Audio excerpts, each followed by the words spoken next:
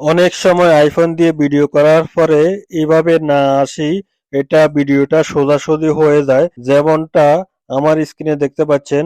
আর এটাকে রোটেট কিভাবে করবেন অর্থাৎ সোজাসুজি কিভাবে করবেন আজকের ভিডিওতে দেখাবো। প্রথমে আপনি আপনার ফটোসে যাবেন। ফটোসে আসার পরে যদি আপনার ভিডিওগুলো এভাবে দেখা যায়, দেখতে পাচ্ছেন আমার স্ক্রিনে এই প্রত্যেকটা ভিডিওগুলো এভাবে দেখা যাচ্ছে।